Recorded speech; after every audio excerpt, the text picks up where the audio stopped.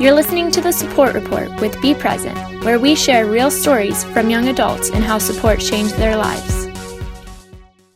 Thanks for tuning in to another episode of the Support Report with Be Present. I am your host, Justin Peters, and our goal on this podcast is to bring you the stories that will hopefully help illustrate the unique struggles that young adults battling cancer experience and how the right support could go a long way in transforming this experience. Today's guest is Juanita Prada. She's a two-time childhood cancer survivor. During her battle with cancer, she had to relearn to walk and speak along with many other things. She is now a late effects advocate and the creator of BeholdBegold, a movement that raises awareness for childhood cancer and late effects. In 2017, she graduated with a degree in human development and family sciences, and she is on her way to become a child life specialist. I want to introduce Juanita to the show. Hey, Juanita.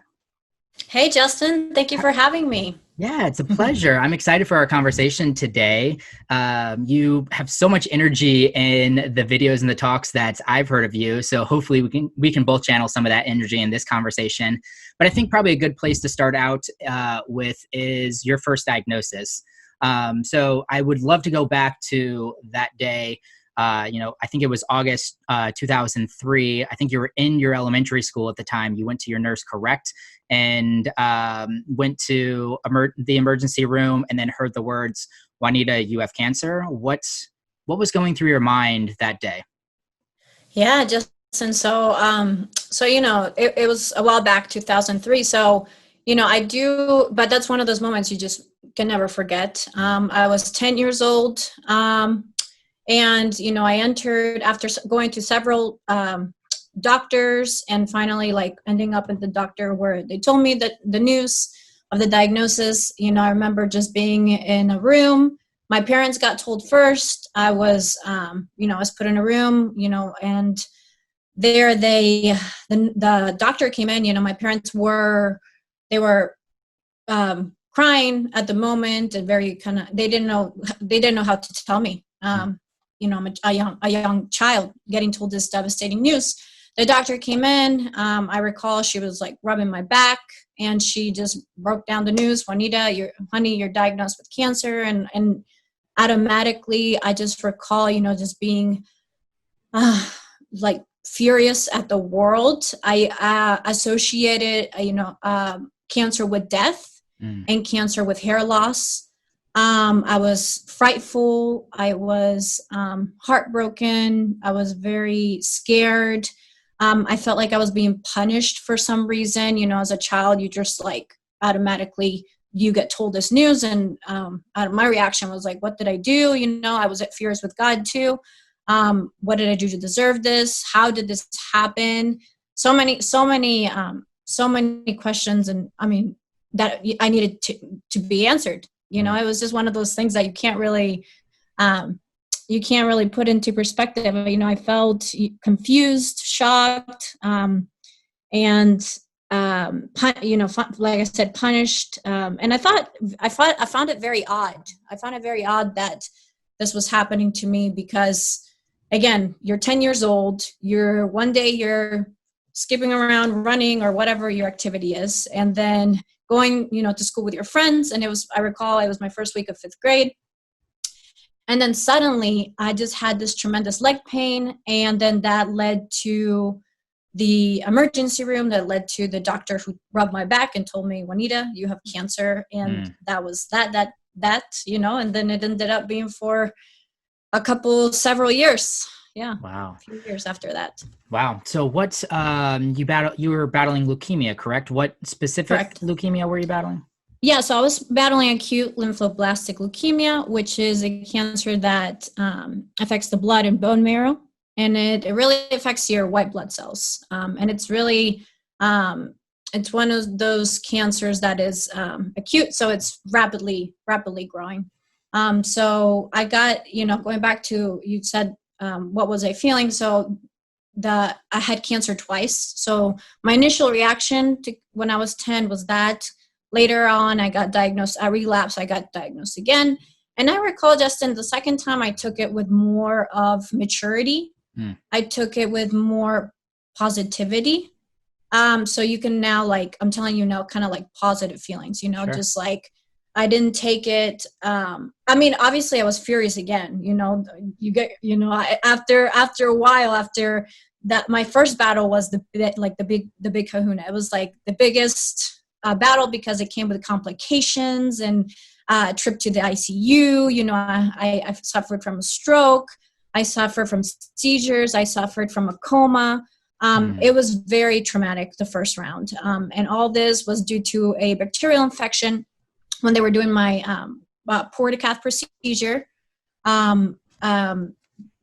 The first round of childhood cancer, when they were doing the portacath procedure. And a portacath procedure, for probably somebody who doesn't know, it's just like a little, like I always like to explain it as like a little ball, silicone ball. Instead of getting IV like pokes on you, it's like something to, they put inside of you. And it was on my chest. And so a bacteria got into it. And that led, obviously that's not a good sign. And that led me to the ICU, where I underwent a coma for several days. Woke up from that state of coma after that. And then I woke up and automatically had a stroke. So after that, that caused a lot of neurological complications, which to this day affect me. Yeah.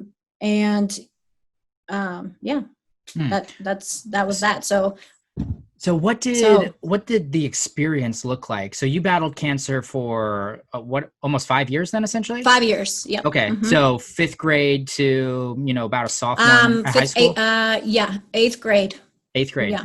So what did your experience in school look like during that time? Were you mostly working out of school in the hospital doing your schoolwork, or did you go into the classroom at all? What, during that time, how much could you spend or feel like you were being a normal student?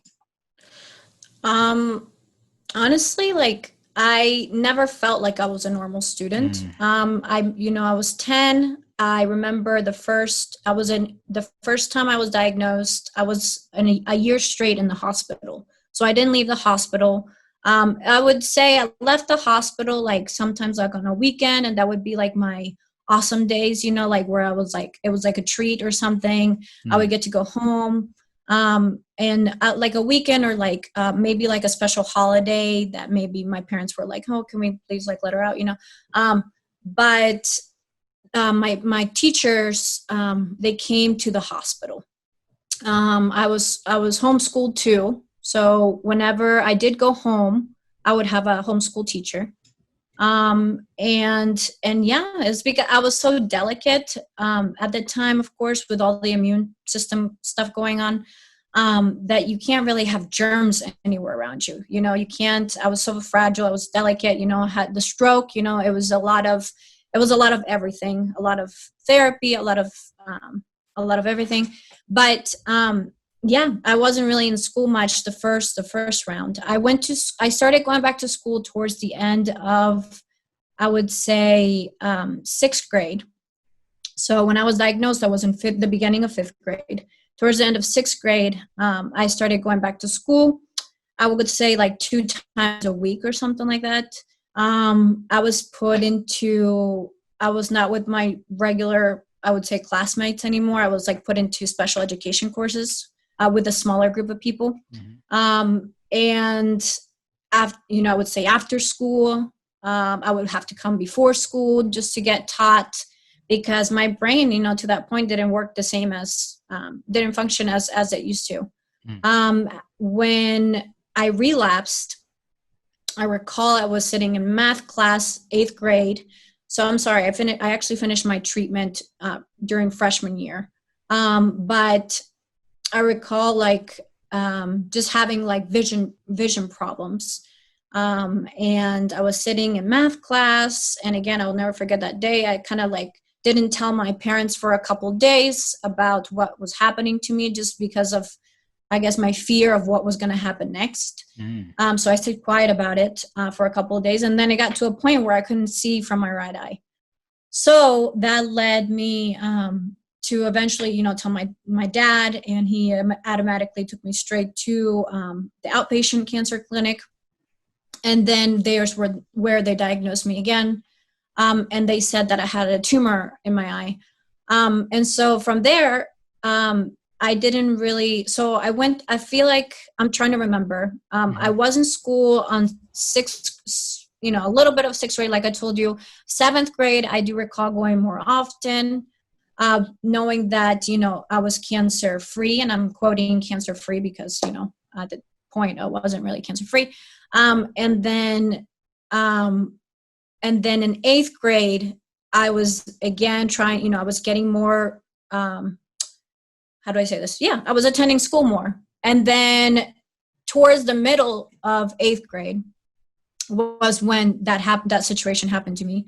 And then again, back to the hospital. And now instead of a lot of chemotherapy, I got, a lot of sessions of radiation to, it was in my head, so they had to shrink it and get rid of it, of course. So there, I would say the teaching stuff, the people who would come and teach me would come to my house at the first treatment, and then towards my second treatment, it was a lot of just staying after school and a lot of homebound too. So it was I would say it was both. Yeah. Okay. To answer your question, it was a lot of yeah. So makes sense. And what about whenever you came back to school, did you talked about you weren't necessarily with the same classmates that you had. You were in maybe more of a special education class. Did your friend group prior to your first diagnosis stay the same? Did you feel like you lost any friends? That's such an interesting age at 10, 11, 12, adolescents. They don't really know how to cope with a lot of these feelings. I mean, me as an adult, I don't even know how to cope with a lot of these feelings. I couldn't imagine back then, especially you mentioned something like hair loss or something. It's so tough to, decide where you're gonna stand there. Did your friends did you stay close with most of your friends? Justin, no, I actually, so my friend group really, really changed drastically. I would say there was so much support from professors, of course. I would say like the professors tried to, so fifth grade, right? So that's when I was diagnosed at first. And I missed all of fifth grade. I didn't go to fifth grade. I went to fifth grade at home. So those friends that I would say that I had in fifth grade, I would say a couple of them knew, like, it's a hard concept to understand, and especially like very random for a child to be diagnosed with cancer. And so I guess at that, cancer is one of those words that people are scared to speak up about it. And also it's an uncomfortable topic. And so people don't want to talk about it. Mm-hmm. So imagine being a child, you are curious, I guess, at 10 years old, my friends were probably asking their parents, what happened to Juanita? Where did she go? I think a lot of my teachers did a good job of explaining to the class about me. I did receive a lot of cards from my friends. I did receive, I would say, a couple visits. Not a couple, I'm sorry, that's low. But I mean, yeah. I mean, visits were limitized because I wasn't really allowed to have a lot of visitations when I was very critical. And I didn't, but I did have a couple, and I repeat a couple because there really was no friends at the beginning because I was in the hospital for a year. So then my transition got weird because then I do remember going to fifth grade graduation, and I do remember actually walking and receiving my little fifth grade graduation diploma. And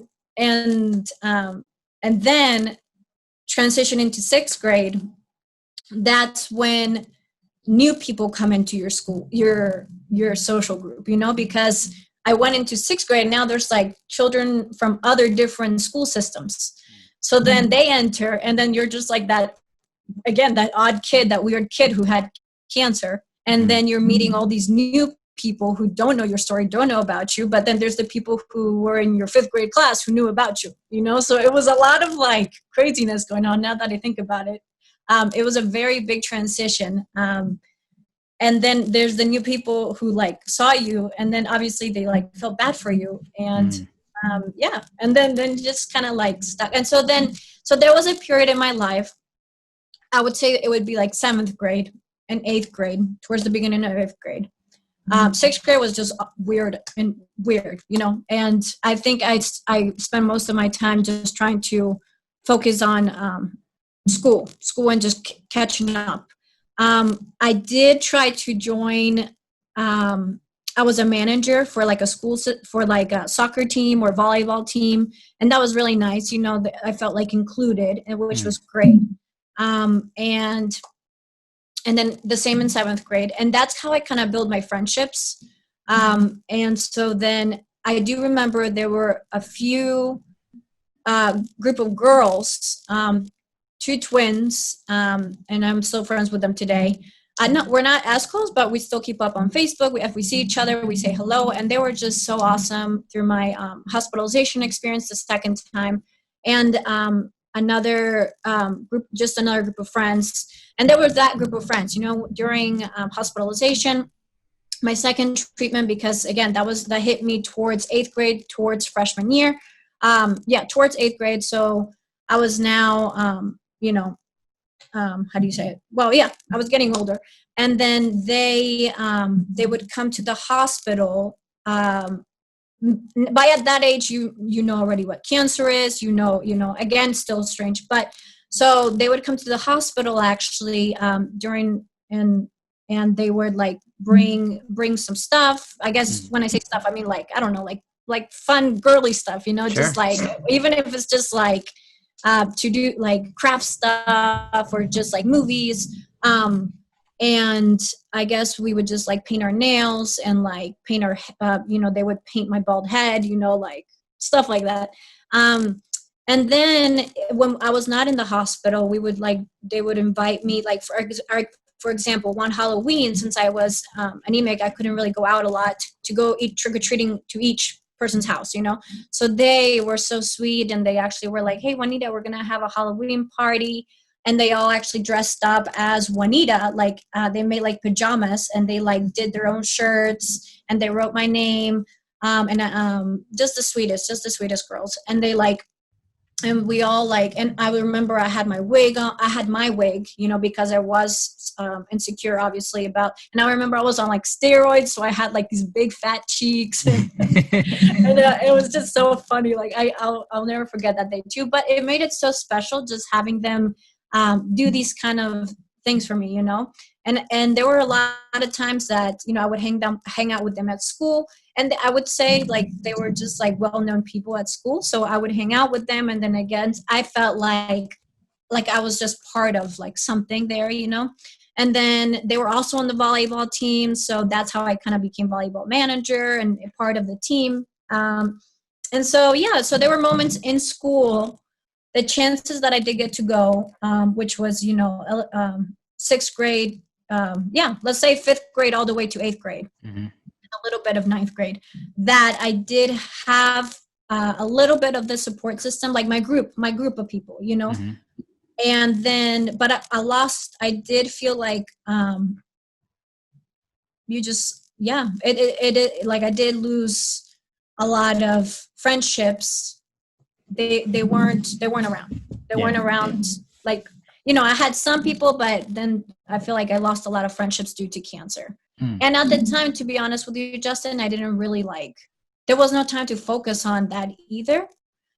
However, it made my day just to see how, like I just mentioned to you, these girls really thought it out, and would like, again, come visit me or just do things like that. Just even throw me like a little party like that. And for my birthdays, I guess I could also add that in. They would, my parents would host birthdays at my home, being the safest, you know, cleanest place. And I did invite my group of friends, and we would do like a karaoke party. We would do just like, I guess, pajama parties, just stuff like that we can all bond. And That's really cool to hear that, especially those twins and the rest of that group there that, they went out of their way to do things for you. It's so cool. They, brought the nail polish to the hospital and you guys painted your nails. I think you said they painted your head and that's, Yeah. that's hilarious. And I, what I'm getting from that storyline is, they just made you feel included. Is that what you were really craving during that time? If you were, if I flip the question, if you were to give advice to, the 14 or 15-year-old out there that one of their friends just got diagnosed with cancer, what would you suggest to them, both around how to communicate about it, and then even from there, how can you continuously make that person feel special? Yeah, I mean, inclusion is so vital, especially during those years where you are becoming an adolescent, because you're 10, 13, and then 15. Those were all the years that I feel like cancer really was. I was undergoing cancer, and inclusion is so big because it is during those times where you need people the most, especially. Studying me knowing child development, human development growth, those are the years that you really you want people to approve you.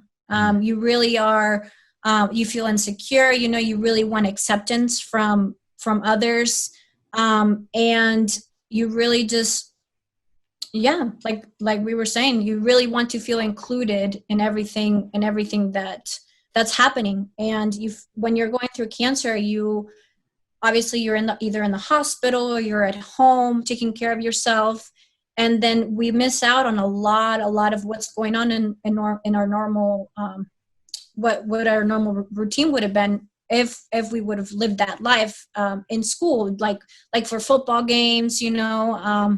I remember I missed a lot just because it was very crowded. My immune system couldn't handle that stuff. Those kind of sports events.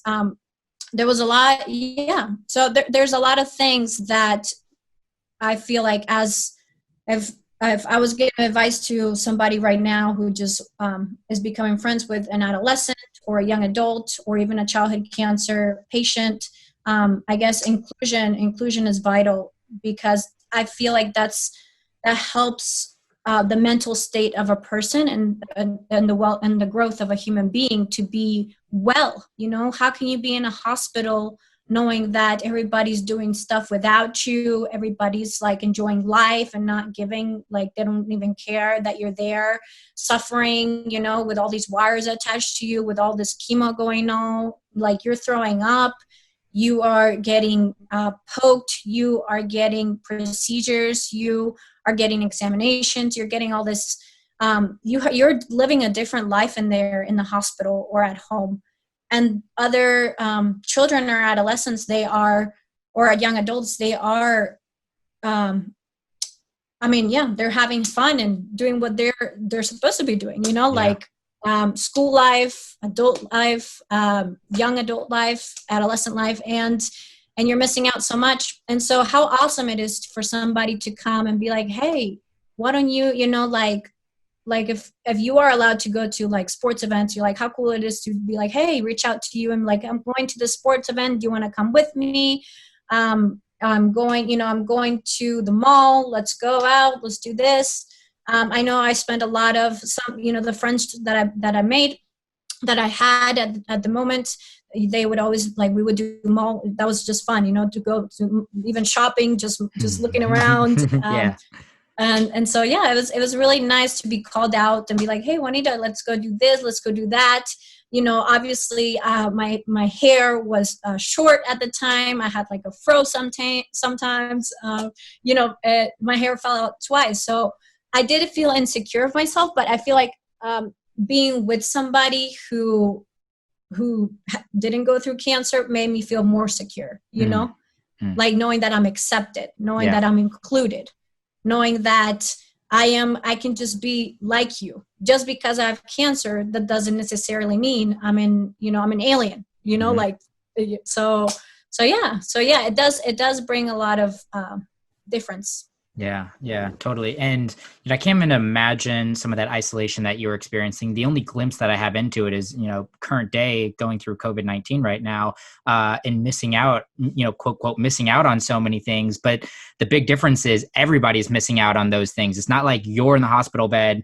I'm not in the hospital bed, wired up to a bunch of things, and everybody else is out doing things. I'm just at home like everybody else is. I can't imagine being able to, metaphorically look out the window and see all of that joy going on and not be a part of it. I went to almost every one of my high school football games and all the dances and all those things. And you can't really you can't manufacture those moments again. It's nice that you were included in some of those things, but it's just so tough going through that experience. And yourself is probably one of the only ones that will know, and you can relate to these kids. So I'm so excited to see where your career brings you, because you bring so much experience into that.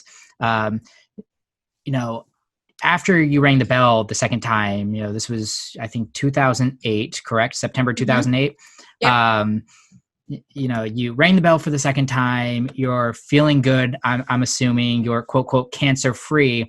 But assuming having relapsed already once, there's always that thought in the back of your mind that, it could happen again. But even on top of that, there's lasting effects of your radiation and your chemo, correct? You're not done with cancer after that date. Is this right? Correct. And that's what my platform, Behold Begold, is all about. So what happened after fifth grade? What happened during sixth grade? What happened during seventh grade, eighth grade, ninth grade, 10th grade? The list goes up until I graduated from my bachelor's degree. It is, and still, it's the late effects of childhood cancer. So what are late effects? So late effects are problems that relate to cancer treatment that occur or persist after treatment is over, So some describe survivorship as being disease-free, but not free of disease. So everybody's treatment is different.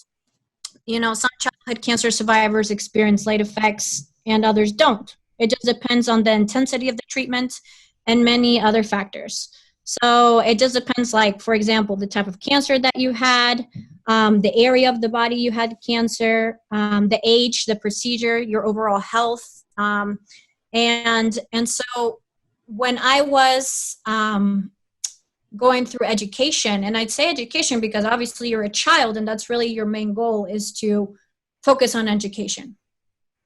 That's your main goal. So, and it's hard to do that when you have these issues, like late effect issues. And so late effects, I'll give you a little rundown real quick of what these late effects could be. So these could be bone loss. So somebody who has, lost a limb or something, that could be considered a late effect. Brain changes, endocrine system, reproductive system, hormones, eye problems, vision, hearing loss, heart problems, joint changes, lung problems, lymphedema, which is swelling of the arms and the legs, mouth changes, and second primary cancer. So these are all kind of like the late effects that can affect a person. So everybody's case is different, correct? Some, like I mentioned, some may experience late effects, some don't. That doesn't necessarily include everybody. In my case, as a result of the chemo, the radiation, and the bacterial infection, which was called Klebsiella, the bacterial infection I was telling you about, the stroke, the seizures, all this came down to now me having neurological complications. So when I was a child, after, I told you I was a year in the hospital, that's because I was recuperating from all these things, neurological stuff. So again, like you mentioned at the beginning of your chat, I had to learn how to walk, talk. I speak both Spanish and English. Therefore, I had to learn two languages again, because I speak with my family in Spanish. I speak with the rest of the world outside of me in English and Spanish, whatever, those are the only languages I can give to you. But so it was a lot of, I had a physical therapist, I had occupational therapists, I had speech therapists, I had all kinds of specialists around me.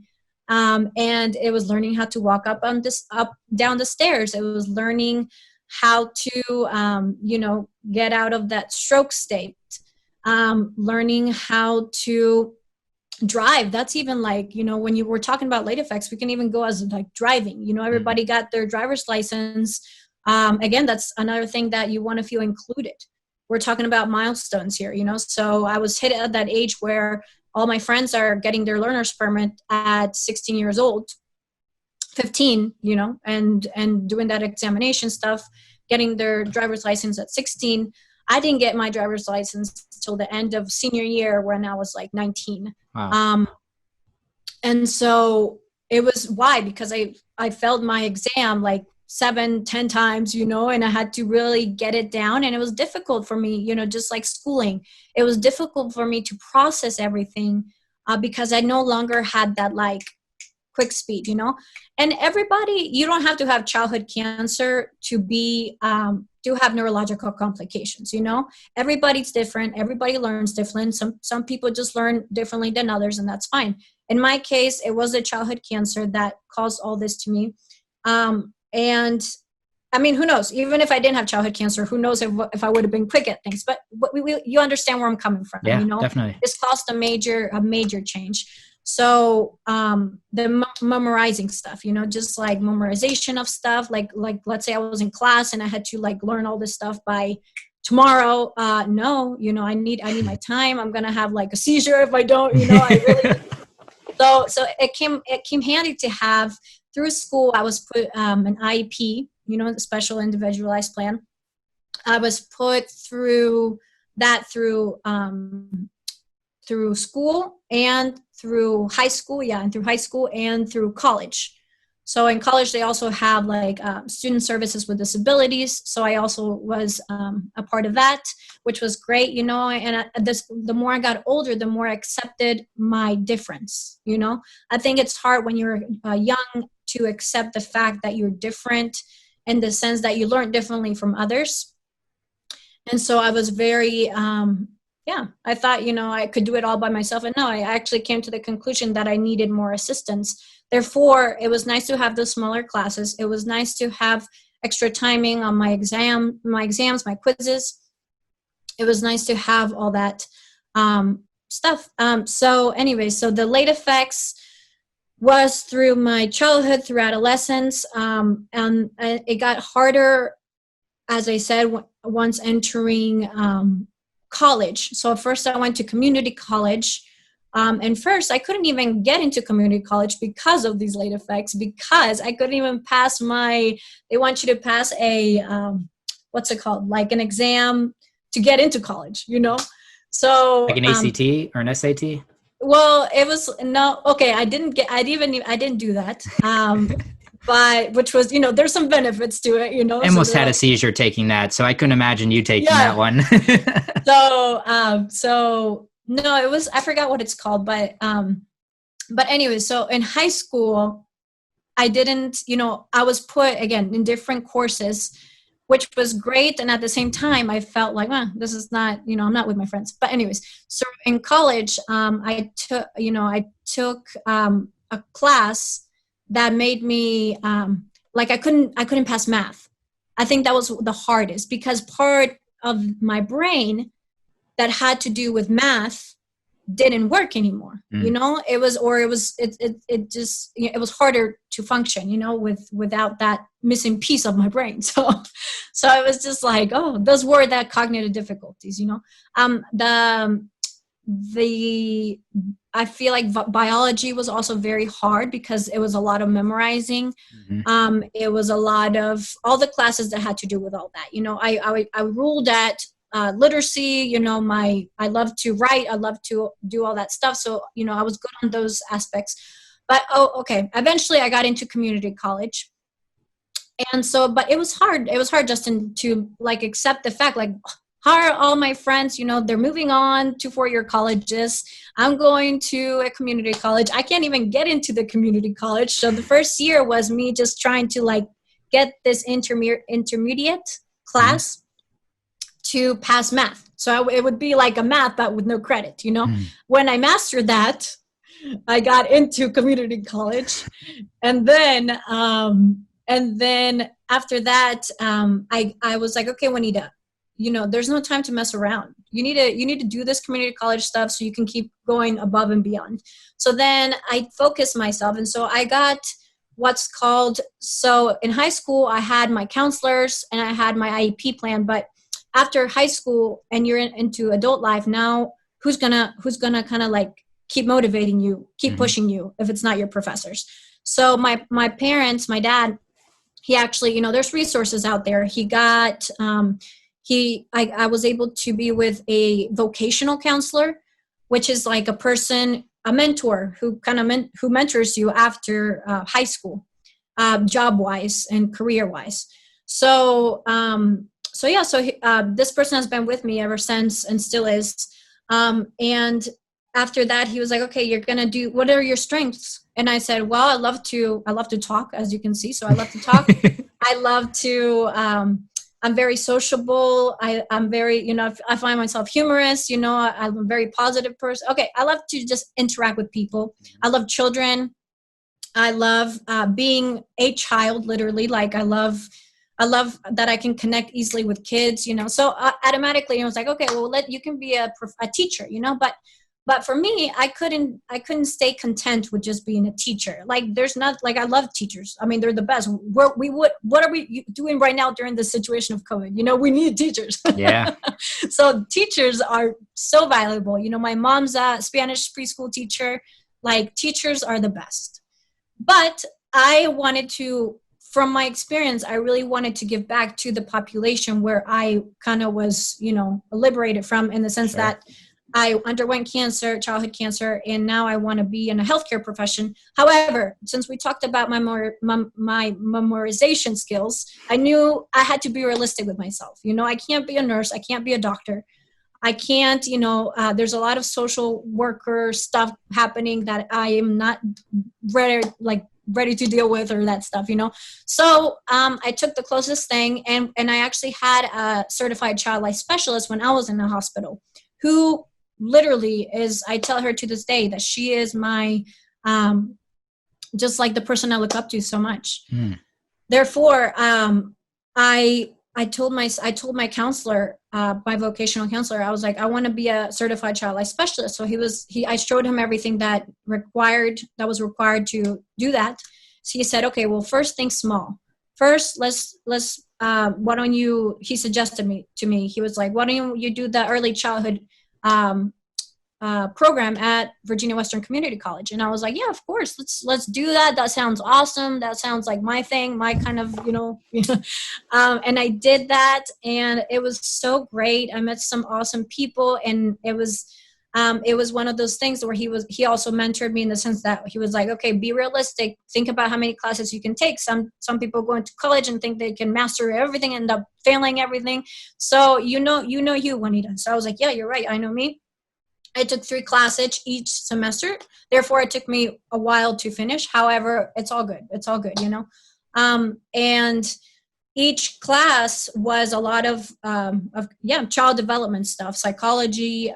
There was one math class, which thankfully I got, I mastered that at the end, but it was all with the support, and I always call these people, like, through my life, through my early childhood educational experiences, adolescent educational experiences, I've had professors, I've had students, I had people who have come into my life who I call my angels, who have really helped me, who have really, you just know a person when they have compassion, They sit down and they explain to you. And if you don't get it, like if I didn't get it, they would work out another way to tell me. And if I didn't get it again, they would try a different way. So I've always had those kind of like people who have come into my life. And so thankfully after cancer, that's one of the things that I feel like after cancer, as I got older, because they would see that I really was struggling, and it's hard. It was hard, and again, it's hard as you're growing up, you're getting older, you're getting mature, to tell people really like, yeah, I really don't get it. Because think about it, like I skipped so much school that I didn't even study what other people studied. I studied it during like community college or four-year college. So, and these are like things as like, for example, health education, for example. So I didn't do relationships until way later, you know, which is not normal for a adolescent or, you know, whatever, child, whatever.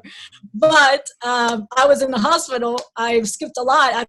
I'm not about that aisle right now. I need to focus on me. And so yeah, so I was like that. And then, yeah. And so it was hard to, with the late effects, it was hard to kind of, again, like people who have patience. So I had to really like miss a lot of, just like you were saying earlier, like miss a lot of like prom, miss a lot of school events, all that stuff. The same with college. You know, I didn't have time to party. I don't have time to, I'm there focusing on the goal. You know, and if the goal means sacrificing all this stuff, then I'm going to do it, because I didn't come this long way to just not do anything. So after that, I focused on my, so I finished my child development program, which was great. I met some awesome people there, awesome professors, and I had fun, and I learned what my strengths were. And it was, you know, just being emotional intelligence, I guess, just being more, just knowing more how to interact with children. And I found that the topic of human development very interesting. Therefore, after that, I did more research, and then I went into the certification child life process. So then from there, it was getting harder, because then I entered, I applied to 3 colleges, and all of them around my local area. And I applied to Virginia Tech, which is where you said at the beginning, that's where I got my degree from. And I just couldn't believe it. Justin, like the first time that I received, well, I couldn't believe it at all. Like the first 3 letters that I received, they all said yes to me. So I was like, wow, which obviously you're a transfer student, so chances are you will get accepted. However, at the same time, it was so exciting, because I never thought that I would make it into this university. I never saw myself, like, I guess, being a 10-year-old child in a hospital bed for a year of my life, 5 years, you know, I never saw myself doing things like my peers did, you know, and I'm experiencing it differently. I am actually soaking it all up. I am really treasuring each lecture, each moment, each person that's in my 500 student class. I am just in a different world. You realize that after you survive childhood cancer, that you're matured, not just matured, but you're just like, you really value like each breath you take each day, you know? Yes. So it was just like, it was amazing. I don't care how hard this test was going to be, because it was challenging, but at the same time, I was just grateful to be there and in the moment and meeting just awesome people. So it got challenged in the sense that, again, my late effects, and we're talking about neurological complications.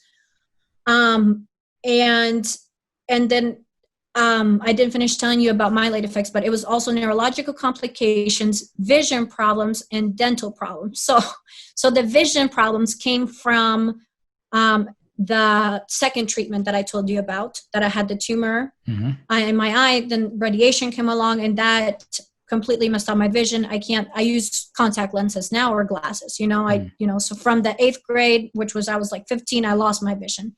So those are considered late effects.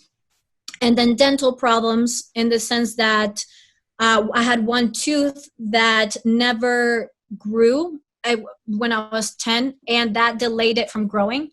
And so later, now I am a college student at a big university, 4-year university, and I have to have like dental issues, like braces. And now I'm looking like, all these kids who I went to school with, or high school with, they all had their braces. That was the moment to have braces. And now I'm a young adult in college, 22 years old, with braces and like having all these complications. I even had to fly to my home country where it was less expensive to get that, get all my dental work stuff done, which is also, late effects, is a lot of money. I'm telling you, man, it's a lot of everything. So yeah, so at Virginia Tech, I was going through all this, and I remember just being in class again and not grasping everything, and having so many students in my classes. Having, first of all, like, I was, again, 22 with 18-year-olds. It didn't match. You know, I was like, okay, and I'm getting my bachelor's degree. But I felt like I just needed to act cool around them, you know, because I was like, oh, sugar, I need to get accepted by these people because they need to, like, I mean, and so I'm a person who looks for that one person who will have compassion with me. And luckily, that one person who had compassion with me was in all of my human development courses. And I love her so much. And she knows who she is. And so she was just that person who from day one, I told, when you have childhood cancer, the people who know your history are your family and perhaps like the hospitalized people, the staff, you know, they're the only people who know your history. The rest, nobody knows about you. So I always target that one person. I always tell people, like, you're going to be that one person who I tell my whole history to, because if an emergency happens, what are you going to do? You know, you need to call my mom or something. So I'm at a big college now, big college campus. 45 minutes away from home, not a long distance, but still, for me, it was a long distance. And I told this friend of mine in class, I was like, she was so nice and smiley and everything. So I was like, oh, this is my kind of girl, because I'm like that. And so I was like, hey, hi, what's your name? You know, like, and so I told her from like day one, well, probably day two, you know, you don't want to scare them out either. Yeah. So I was like, hey, I had this, and I have this kind of issues, and I have some seizure issues. They happen very little because at the time, my seizure episodes there was a period in my life where, for I would say for a good like 3 years, that the seizures had completely stopped. And then they came back in this era, in this time frame. And so I told her, I was like, hey, sometimes I might have this, so just in case, here's my mom's number, this and that, blah, blah, blah. Okay. So I told her everything. And then actually during like the second semester, we were in a class together, and she was sitting right beside me, thank God. And I actually had a really bad like seizure episode with convulsion and everything in a class with 500 students. And then she kind of like went and told the professor, because I left quickly to the bathroom. And then the professor, he actually, like, it was funny, he canceled class that day, and everybody, I'm sure, was extremely proud of me, you know. But yeah, he came, and then they called like the emergency people, and then I actually like passed out. They took me to the nurse's station, an ambulance. Anyways, I ended up being in the nurse's station. It was very embarrassing, of course, but whatever. And then I remember waking up, and my friend was so smiley there, and she's like, what happened to you? And she was like, I called your mom. Oh, I didn't know this was all serious. And all. I'm like, yeah, I told you it was serious. Anyways, so yeah, it was very crazy, but we made it through. So that was my first semester. And then my first semester, I think the late effects also made it hard, in the sense that it wasn't community college anymore. You know, they're not going to cut you slack, because I would say community college is a little bit easier. You know, it's a good transition. However, I felt like the intensity of a 4-year college. And I explaining to my professors, the first day of classes, I went to each professor. I was that child, you know, I went to each professor, and I was like, hi, my name is Juanita. I had childhood cancer when I was little. In summary, I have this sheet for you, because I had to give them a sheet of special accommodations. And if you could, and they also, you know, they gave me note takers. So the person would, like, you know, in each class, there was like a note taker. And so that note taker would give me the notes that they took in class. So anyways, so it was a lot of everything, but I told the teacher this and that. And some teachers were just like, I don't know, they weren't understanding at all. And I had a lot of teachers like that. And then I had the most awesomest teachers ever. Because when you get to, I guess, teachers in school and high school versus professors in college, it's a little tough. It's tougher.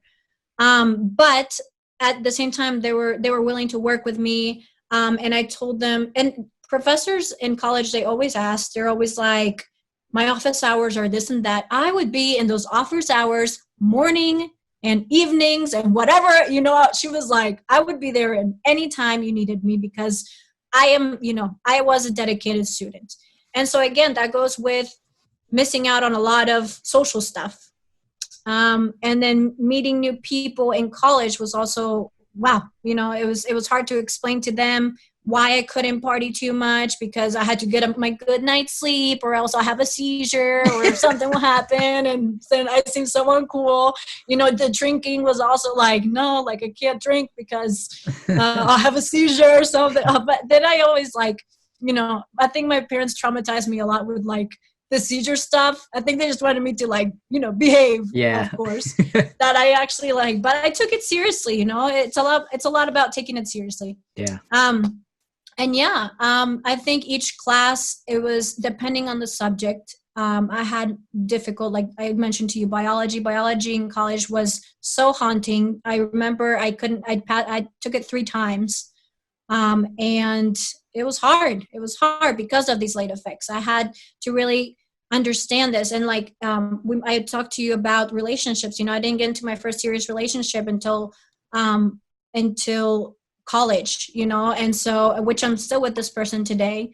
And and that's also comes with, like I have to tell the person like, hey, you're going to be that boyfriend who I'm going to tell that whole history to, and you're going to be my boyfriend for the rest of it. And literally it's right like that, like I already, and so it took, I'm glad that God has blessed me with these people who really are understanding, especially my boyfriend. He's the person I take to my medical visits because he has that memory. He's an engineer. He can quickly like grabs these numbers, Nice. grab the doctor tells him the certain amount of medications. He'll be like, yeah, I'll go to the doctor. And I was like, what was that? And he would be like, it was this, it was that. And I was like, okay, good. Yeah. That's a good pairing for you. What's that? I said, that was a good pairing for you. Oh that was my a good gosh. choice. This guy, and it's funny because we always talk about it. He saved me from math class, Justin, from just being, I remember the first day at Virginia Tech, they asked me through the accommodations place, the Student Service with Disabilities, they were like, well, it says here that your brain, blah, blah, blah, and that your neuro, blah, blah, blah. And it looks like, look, guess what? We're going to take out this math. So they took out trigonometry. And we're going to leave you with just one math, statistics. So I was like, okay, good. At least just one statistics. Like, okay, that's fine. And so thankfully, those are the upsides, I guess, And then I met my boyfriend, and then he was the whiz of math. And so then again, he would be that person who would take out the fruits and be like, okay, we have 5 apples, we have, or vegetables, 6 tomatoes, and then, the statistics part of it and everything. And so he made me like see it visually, and it was great. So it was a lot of, and this is what I'm telling you is minor stuff that for my brain, but it really is a struggle. It was a struggle to deal with these late effects. And it's hard to, again, explain to others who don't get you, Yeah. Some people just don't get it. Some people want you to think fast. Again, that's why I love to volunteer, because the more I do it, the better I get at it. And I know I can. And so, yeah, Behold, Begold, it was, well, you haven't asked me that, but yeah, no, let's talk about it. No, I just been listening. I kind of forgot that we were on mic here, and I was just sitting here talking. I was listening to you, and this would be bad news if we both got into the same room because we're both chatterboxes. But no, let's as we kind of conclude things here, let's talk about Behold, Begold. How about you tell the audience a little bit about what that movement is, how it got sparked, and then where people can find you. Yeah, of course. So that's good that I gave you all that background, because Behold, Begold. So what happened? So on May 6, 2019, I was admitted to a medical center, an epilepsy monitoring unit. And again, like I mentioned it in my blog on Behold Begold, my heart was pounding of frustration. Again, asking the same questions to myself. When I was 10 years old, what did I do to deserve this, God? Why during this time of my life? And I got told the news that I was diagnosed with epilepsy. So for me, this news was like, I remember that day. So what happened was that after completing, what happened after Virginia Tech was that I did a practicum in Washington, D.C. at Children's National, which is a good, like, big children's hospital in the D.C. area. And after completing that, towards the end, I started getting a lot of seizure-like episodes. So when I mentioned to you before that I had seizure episodes, it was like maybe once, I would say every like 4 or 5 months. It wasn't like big. However, they started becoming very, very frequent, like 6 in a week.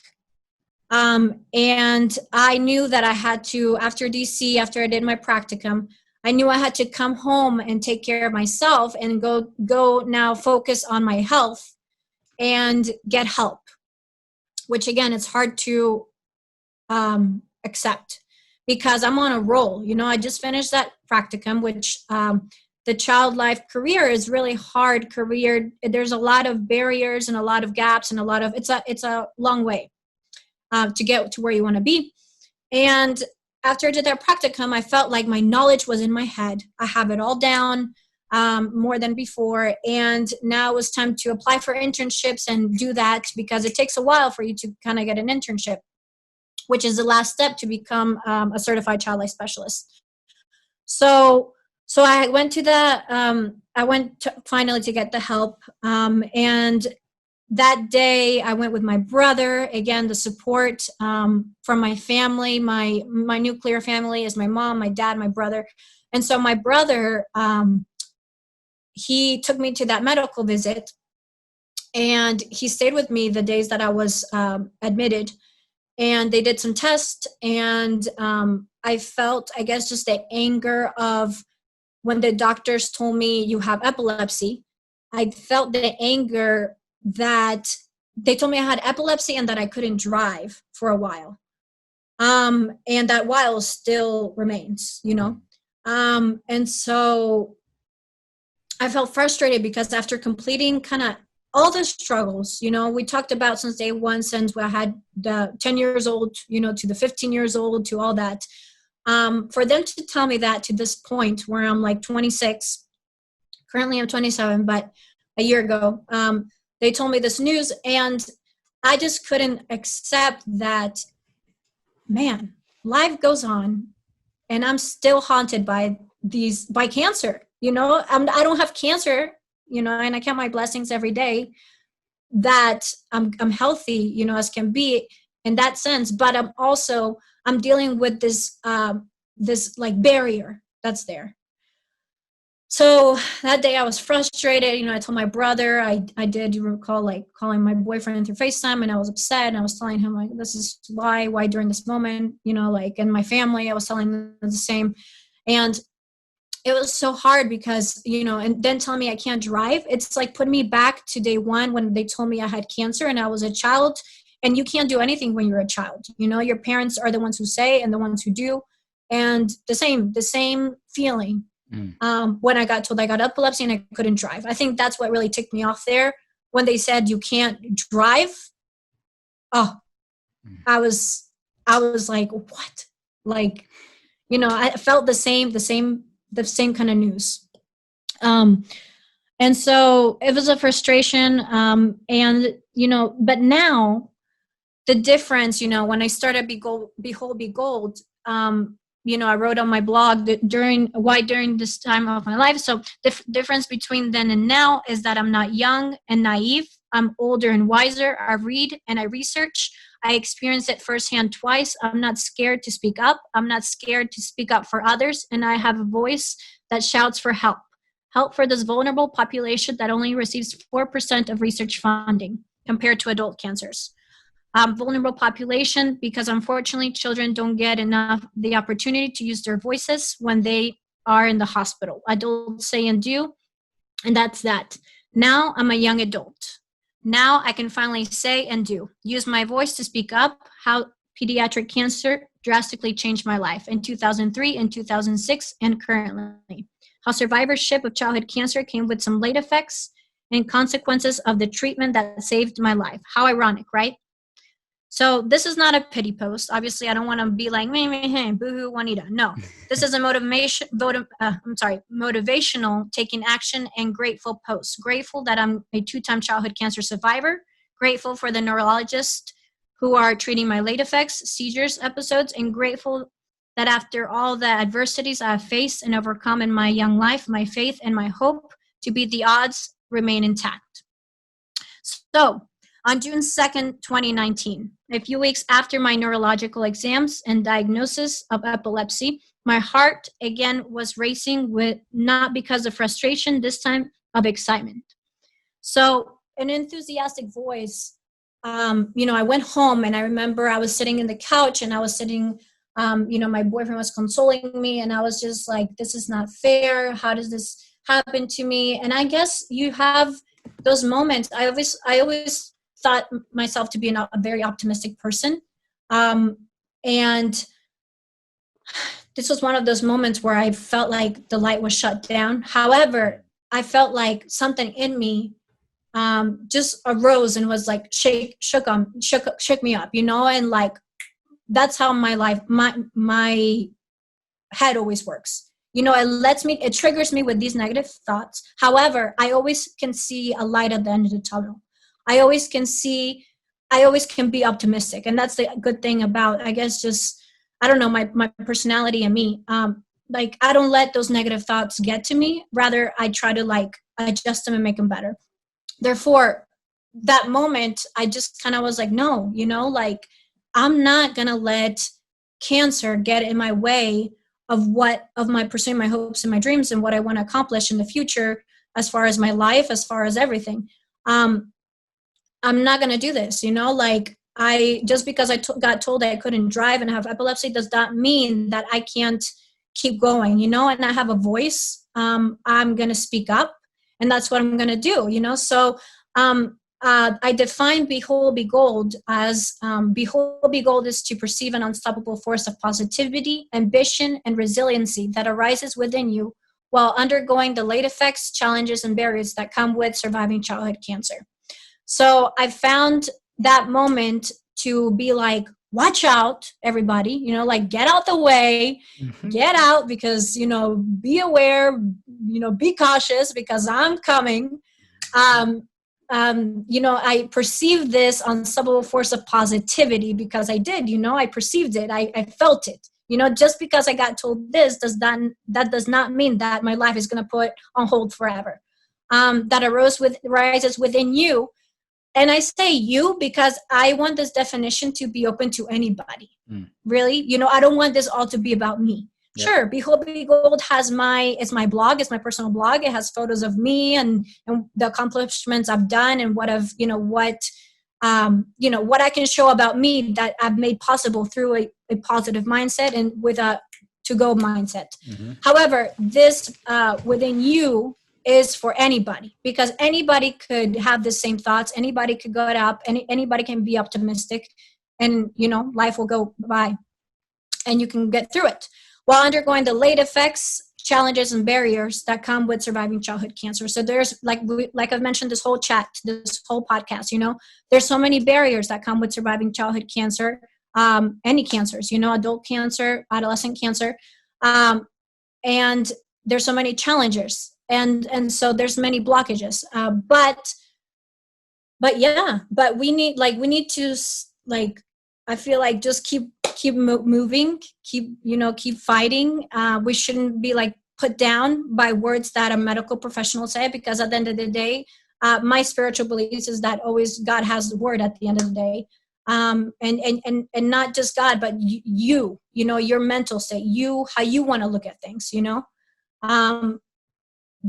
I felt like I'm going to start, I don't know where I'm going to start with this, but I'm going to start an Instagram account for advocacy for childhood cancer and late effects. I think by going by social media, I didn't really see I saw a lot of childhood cancer awareness pages, a lot of young adult cancer awareness pages, but I didn't see a lot of late effects awareness pages. Like, I'm sure 2/3 of the population, 2/3 of childhood cancer survivors experience late effects. So I was curious, like, there has to be people out there who share the same story as me, but perhaps are not. So perhaps they just want to leave that in another, room, and that's okay. Some people just don't like to talk about it. That's okay.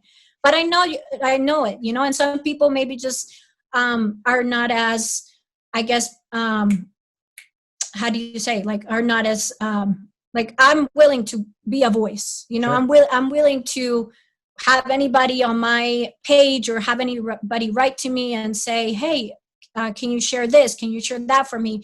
I'm willing to be your voice to do that. At the end of the day, you're your own voice. However, yeah, I feel like I said behold, be gold, because that's just, that was what I experienced at the moment. And I'm sure many different individuals who have late effects from childhood cancer experience the same, So yeah, that's what, and in a nutshell, I guess, with all that, that's what Behold Begold was. It was an experience I had. However, I know that many people can go through it. That's awesome. I'm so glad you started something like this. It's super important, and you have an awesome website. I encourage people to go check out the blog. You have tons of fun pictures as well through some of the events that you've been at and some of your own talks and whatnot. So if you want to learn a little bit more about Juanita, that's a great resource to go out to. And I think you're putting out really great information out there as well for anyone who's suffering through late effects or has someone close to them that might be suffering through late effects. Where can people find you? Where is that? What's the website? Yeah, so it's beholdbegold.org. Okay. And on social media, they can find me at, they just put hashtag BeholdBegold or BeholdBegold, and basically it'll appear on Twitter, on Facebook, on Instagram, and you can follow me. I am the girl looking down with a childhood cancer awareness ribbon.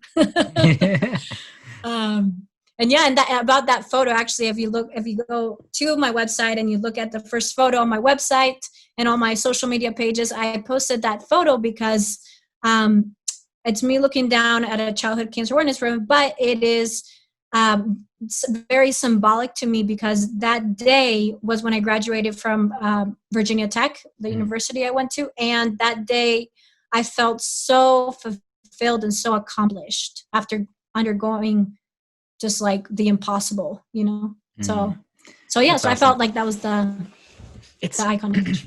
Yeah, it's been a pleasure talking to you, Juanita. It's so, I mean, you talk about your childlike personality, and it definitely shows. You are bubbly. Anyone watching on video right now, you smiled probably half the time that you were talking, which is great.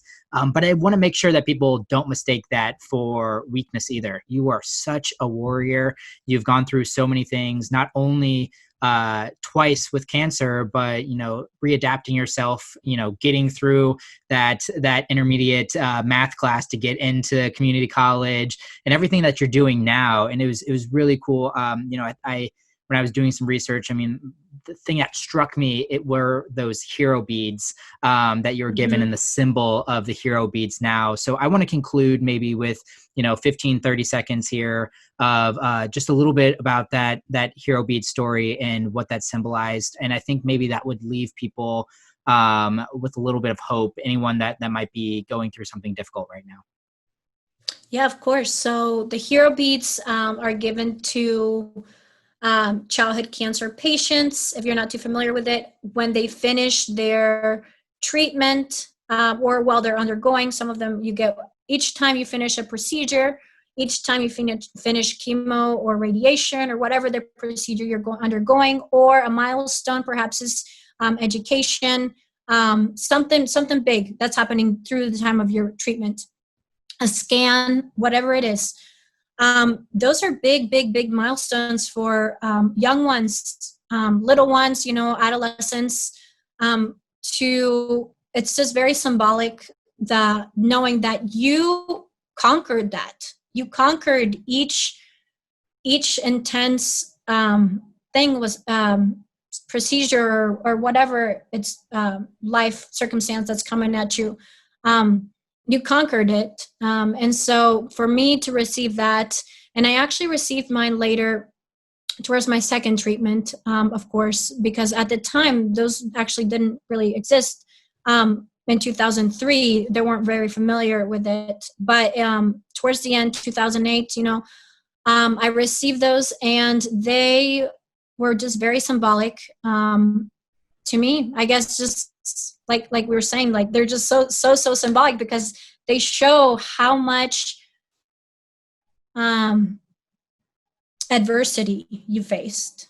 And for me to have those in my hand with me just reminds me, maybe when I get older, that sugar, I went through all this when I was just 10 years old, and so many people face so many life challenges and a lot of stuff. However, cancer is one of those things that, wow, to be a child and to go through something traumatic and brutal as childhood cancer really is, like people say, you're a hero, you're a warrior, even if you pass from childhood cancer, you are still a warrior. And I always like to say that and include the children and adolescents who have left us way too soon, that they're warriors. Anybody who faces childhood cancer are warriors, are angel warriors, So yeah. Yeah. Well, thanks, Juanita. I super appreciate that. Once again, you can check her out at BeholdBegold.org or at BeholdBegold on social. Juanita, it's been a pleasure. Keep us posted on your journey with the Child Life Specialist. And thanks again for coming into the support report. Great. Thank you, Justin. Thank you, Be Present, for having me. Yep.